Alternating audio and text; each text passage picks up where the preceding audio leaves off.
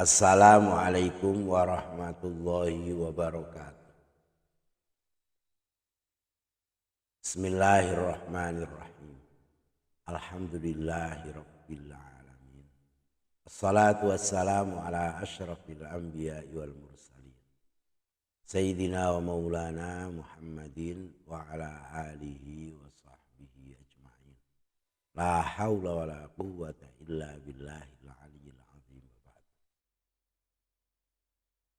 Saudara-saudara, para pemirsa yang saya hormati, khususnya mahasiswa di Fakultas Adab dan Ilmu Budaya Universitas Islam Negeri Sunan Kalijogo, Yogyakarta yang saya hormati.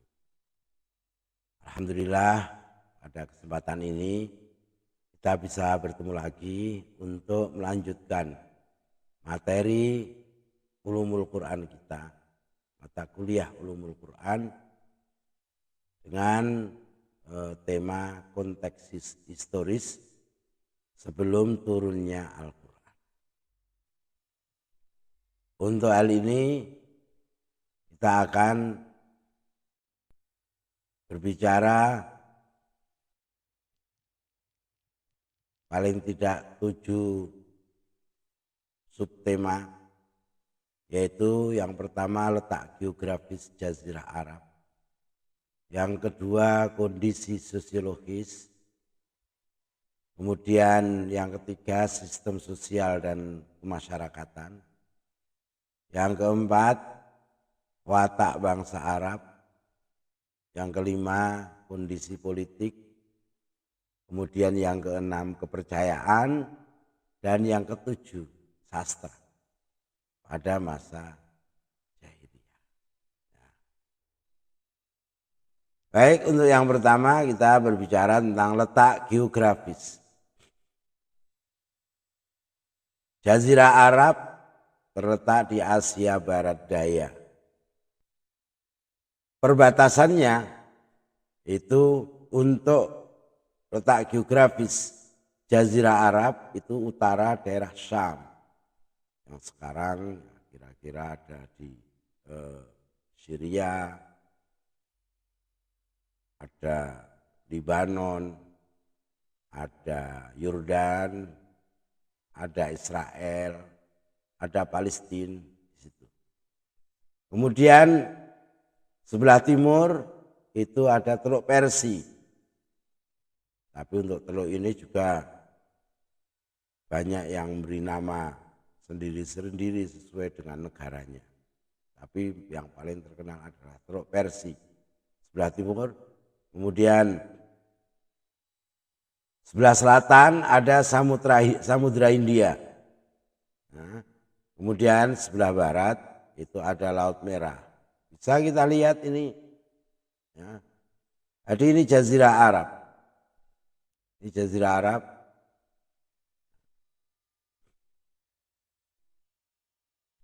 Ini sebelah utara. Daerah sini ini ada Syria dan seterusnya yang saya sebutkan tadi. Kalau dulu itu ada nama-nama daerahnya Nabi Soleh di sini dan lain-lain. Nah, ini ada Makkah, Yathrib, yang kemudian terkenal sekarang Madinah. Nah, ini Taif sebelah selatan agak timur dari Mekah. Sini ini mestinya Jeddah. Ya. Ini Jazirah Arab kuno itu, ini Teluk Persia. Ini Lautan Hindia, ini Laut Merah. Nah, ini ada Jazirah Arab kecil. Ya. Jazirah Arab kecil. Nah, kecil gimana ini? Ya, atau istilahnya Shibhu Jaziratil Arab. Ini kalau sekarang masuk negara Mesir ini.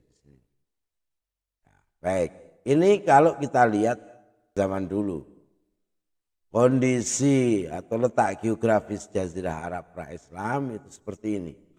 Ya. Kemudian kalau kita lihat hari ini, Jazirah Arab hari ini. Ya. Ini bisa kita lihat pakai Google Maps.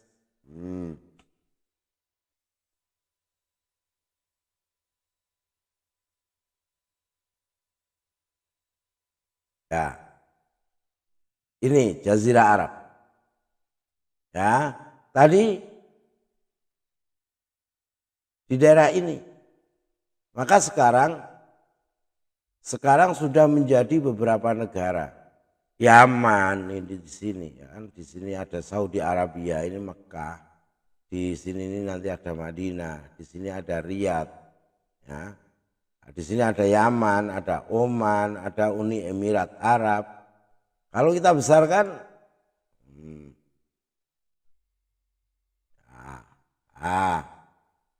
di sini ada Oman, Uni Emirat Arab, ada Qatar, ada Bahrain, ada Kuwait.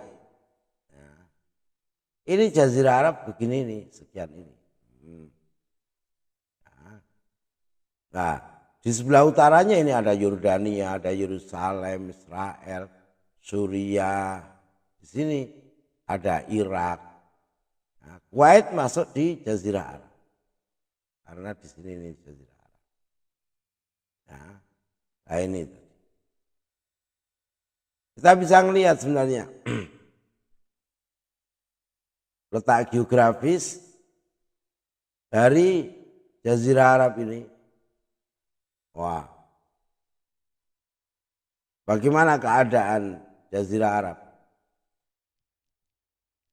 Ya, ternyata memang nanti letaknya ini berupa padang pasir. Kalau kita lihat daerah Madinah, Mekah, yang daerah ini. Kalau sebelum ke sana ini kan semua padang pasir semua ini. Seakan tidak ada kota di sini.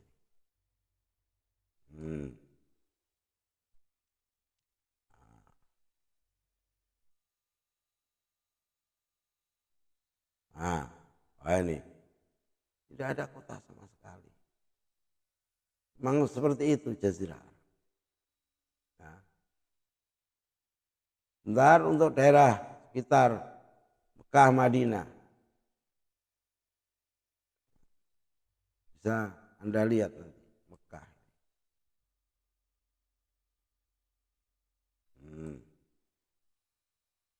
Nah.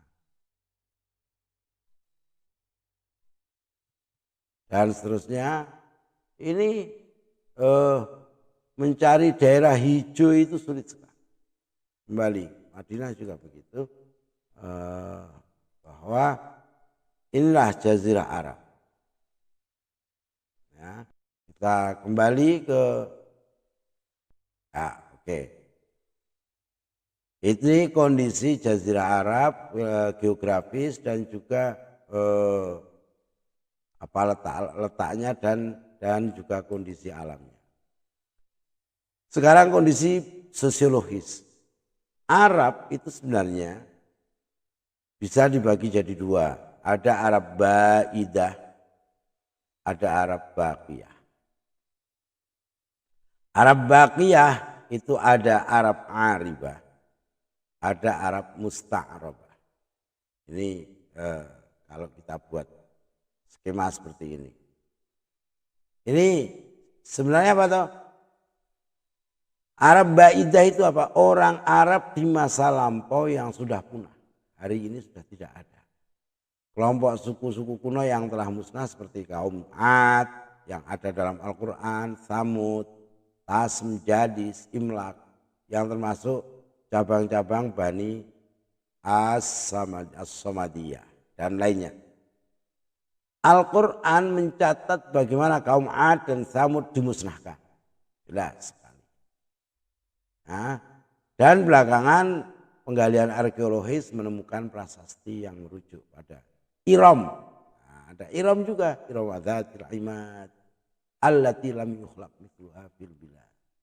Yang disebut sebagai kota utama kaum Ad. Ini kota Iram. Kemudian untuk Arab Baqiyah itu Arab yang sekarang ada. Sampai hari ini ada, tidak musnah. Nah, Arab yang sekarang ada ini ada dua, namanya Arab Aribah dan Arab Musta'arabah. Arab Aribah itu orang Arab murni. Yaitu kelompok suku-suku Arab yang dianggap keturunan Ya'rub bin Yasjub. Jadi nanti ada Arab itu dari Ya'rub. Ya'rubu, Araba Ya'rubu. Nah, bin Qahtan. Ini Ya'rub bin Yasjub bin Qahtan. Sehingga kerap disebut juga sebagai Arab Qahtani atau Qahtaniyin. Mereka diduga berasal dari keturunan Nabi Hud. Ya. Dan umumnya menetap atau berasal dari Jazirah Arabia, daerah selatan seperti Yaman. Jadi dari daerah selatan tadi. Kemudian kalau Arab Musta'arabah, ini orang Arab pendatang. Kelompok suku-suku yang berasal dari keturunan Ma'ad bin Adnan. Ya, Ma'ad ibnu Adnan. Sehingga disebut Arab Ma'adi. Sebagaimana dikemukakan oleh At-Tabari. Dan kadang juga disebut Arab Adnani. Ma'ad bin Adnan. Ma'ad Adnani. Ma'ad bin Adnan diduga terhubung hingga Nabi Ismail dari ibu Bani Jurhum. Jurhum ini juga bukan orang Arab asli. Nabi Ismail bukan orang Arab asli.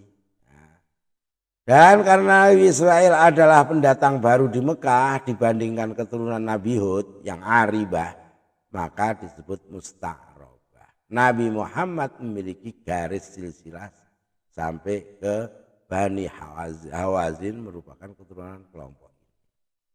Dan artinya nanti Quraisy. Ya. Terus dulu langsung itu orang Arab seperti itu kita baginya. Kemudian dari segi tempat tinggal. Ini ada dua. Ada Ahlul Badui dan ada Ahlul Hadar. Penduduk padang pasir yang nomaden, peternak, mereka kegiatannya atau pencahariannya peternak rata-rata. Karena nomaden, mereka tidak banyak membangun peradaban sehingga sejarah mereka tidak diketahui secara tepat dan jelas. Yang kedua ada Ahlul Hadar, penduduk kota. Ini mereka berdagang, bercocok tanam dan ada industri tertentu. Mereka membangun peradaban, misalnya penduduk Yaman, Hijaz dan lain-lain. Ini kalau dari sisi tempat tinggal. Kemudian sistem kemasyarakatannya gimana?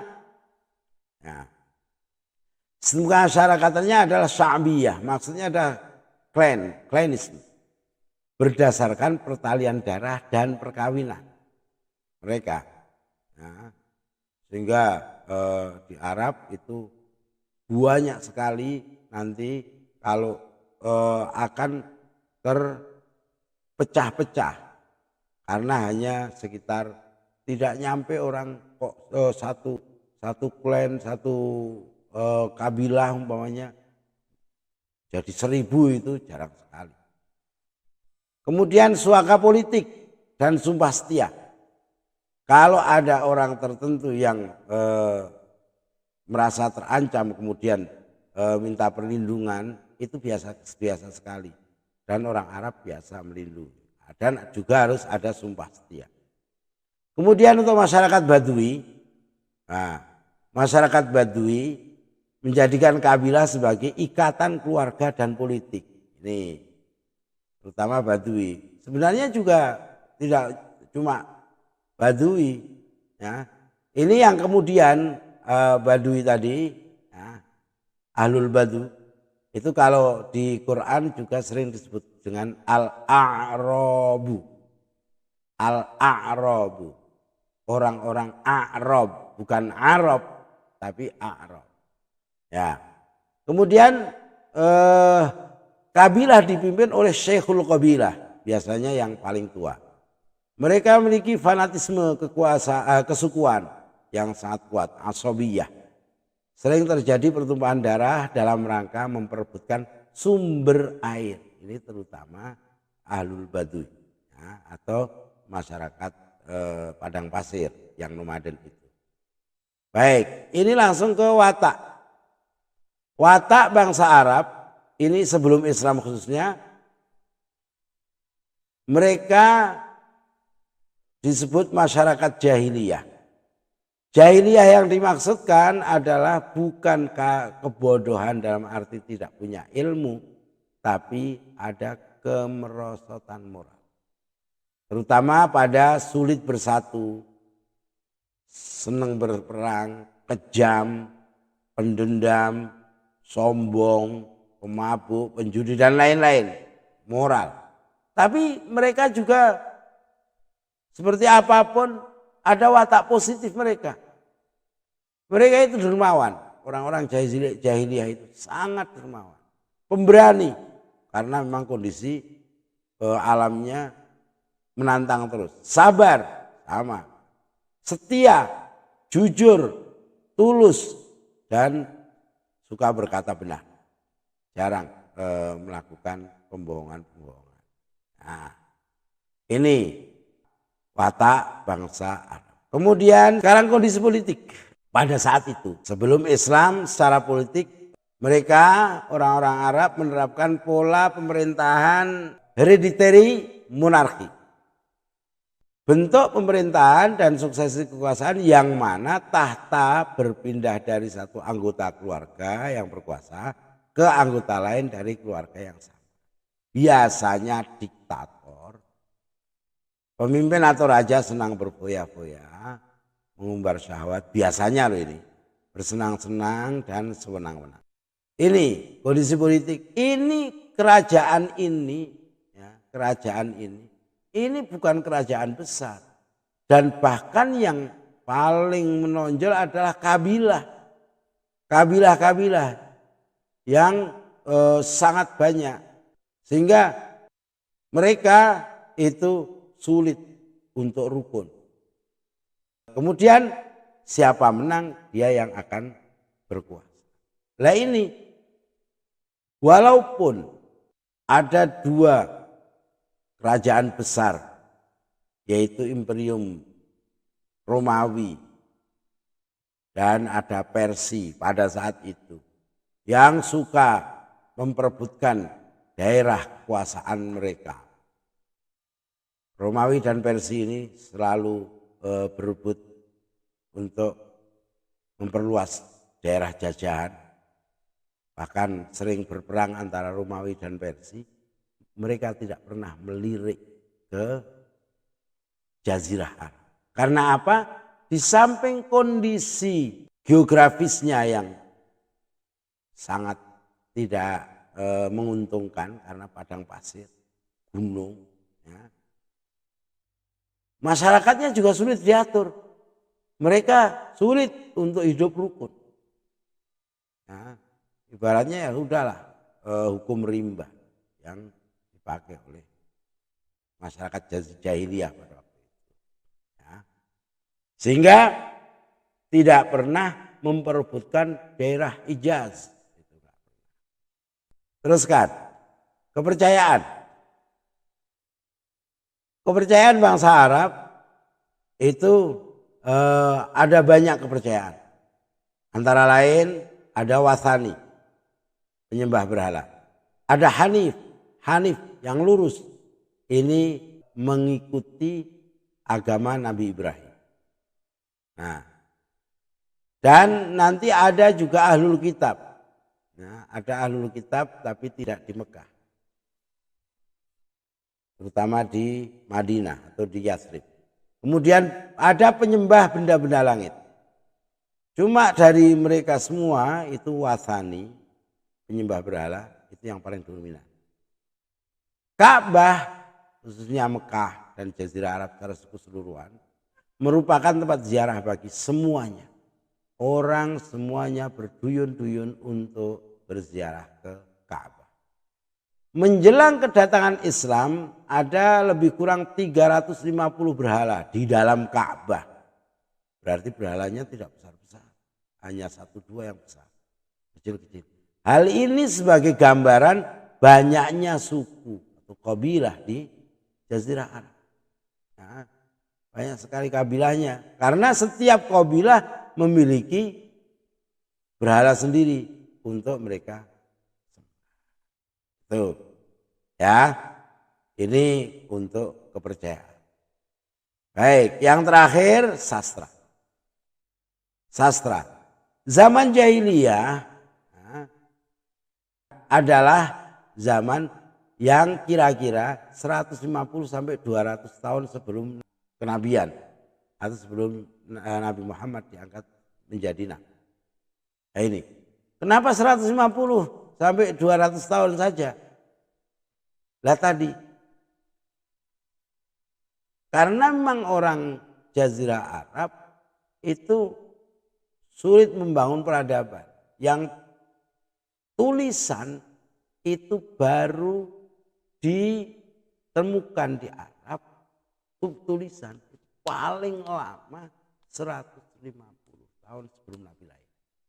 Jadi ya kira-kira karena yang namanya sastra itu tentu saja ya harus ada bukti-bukti. Nah ini bukti tertulisnya. Bukti tertulisnya itu baru sekitar 150 tahun sebelum Nabi lahir atau sebelum kenabian. Maka diperkirakan zaman jahiliyah itu 150 sampai 200 tahun sebelum kenabian. Nah ini pada saat itu ada tradisi bersyair yang sangat bagus. Syair-syair yang dihasilkan disebut dengan al-mu'allaqat. Atau al-mu'allaqat itu artinya kalung perhiasan. Indahnya ibarat perhiasan yang dikalungkan pada wanita. Ini syair ini al-mu'allaqat. Juga mempunyai arti yang tergantung sebab digantungkan di sisi Ka'bah sebagai penghormatan bagi penyair atas hasil karyanya. Ini mu'allaqat. Ini syair-syair mu'allaqat ini biasanya di Arab setiap tahun ada semacam lomba sastra, terutama syair, yang ditulis oleh para kepala kabilah, syekhul kabilah, atau yang diucapkan oleh syekhul kabilah. Itu di sana ada 2 tempat yang biasa dipakai, namanya Uqad dan Dzul Hulaifah. Di situ mereka kemudian bersyair, masing-masing membawa syairnya sendiri-sendiri, khususnya pada musim haji. Ya, khususnya pada musim haji. Musim haji itu sudah ada sejak zaman sebelum Islam. Dan mereka berkumpul di istilahnya pasar Uqad, suk Uqad atau suk Dzul Hulaifah. Kemudian menampilkan sastranya terutama syairnya. Dan yang dianggap paling bagus itu kemudian ditulis di tinta emas. Nah, ditulis di tinta emas yang kemudian ya itu disebut dengan al-mu'allaqat. Al-mu'allaqat ini akhirnya yang terkenal ada 7, walaupun juga sebenarnya masih ada yang lain selain 7 ini. Ini ada pujangga al-mu'allaqat, orang yang menulis syair-syair yang indah tadi, itu ada Umrul Qais. Ada Zuhair bin Abi Sulma, ada Torfah, ada Anzah, ada Amr bin Kalthum, ada Al-Harith bin Halzah, dan ada Labid bin Rabi'ah. Ya, ini. Nah ini, sastra di masa jahiliyah itu terutama bisa kita bagi 2. Ada bentuk nathar, prosa, ada bentuk syair atau puisi. Kalau yang puisi seperti mu'allaqat tadi yang ini al-mu'allaqat itu puisi. Nah, kalau yang nasr itu ada khutbah. Khutbahnya juga bagus-bagus. Mereka menggunakan sastra yang bagus. Ada wasiat, ada hikmah, ya, kalam-kalam hikmah. Ada masal peribahasa. Ya. Ini untuk yang nasr. Untuk yang puisi sudah kita ketahui. Saya kira itu sementara. Untuk selanjutnya kalau masih ada hal yang perlu ditanyakan bisa ditanyakan. Yang jelas kondisi atau konteks historis sebelum turunnya Al-Quran itu Anda bisa memahami dari apa yang sudah saya sampaikan di atas. Dan saya kira saya cukupkan sekian dulu, kurang lebihnya mohon maaf. Wassalamualaikum warahmatullahi wabarakatuh.